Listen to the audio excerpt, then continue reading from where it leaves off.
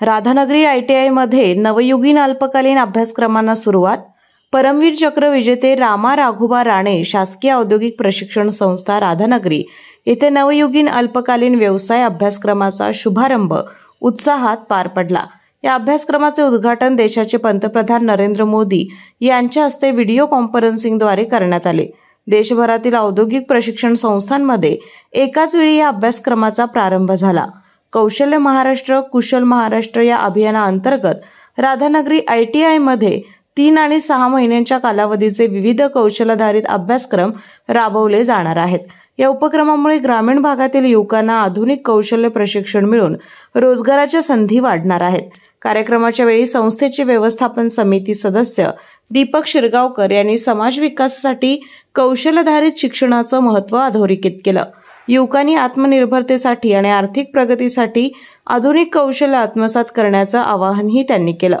महाराष्ट्रातल्या शासकीय ITI मध्ये आणि खाजगी ITI मध्ये शॉर्ट टर्म कोर्सेस स्किल गव्हर्नमेंटचे कोर्सेस सुरू झालेले आहेत, जेणेकरून या देशातला युवकांना कुशल कारागीर व्हावेत आणि भारत मातेच्या विकासासाठी यांचं योगदान लाभावं आणि कुशल कारागिरातून स्वदेश आणि स्वदेशी यांच्याबाबत आत्मनिर्भर भारत व्हावा आणि या युवकांना पुढच्या आगामी काळामध्ये रोजगार स्वतःच्या हाताने मिळावा हा या संकल्पनेचा उद्देश आहे।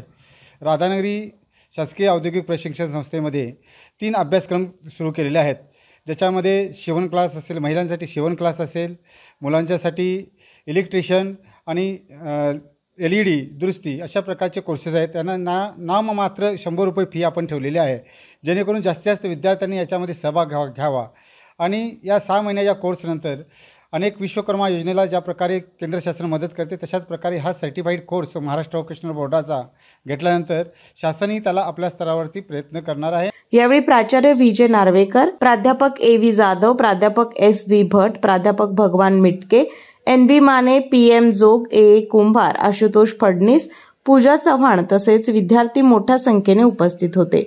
या अभिनव उपक्रमामुळे राधानगरीतील युवकांना आधुनिक प्रशिक्षणाच्या माध्यमातून उज्ज्वल भविष्याची दिशा मिळणार आहे। KK न्यूज साठी राधानगरीहून मिलिंद कांबळे।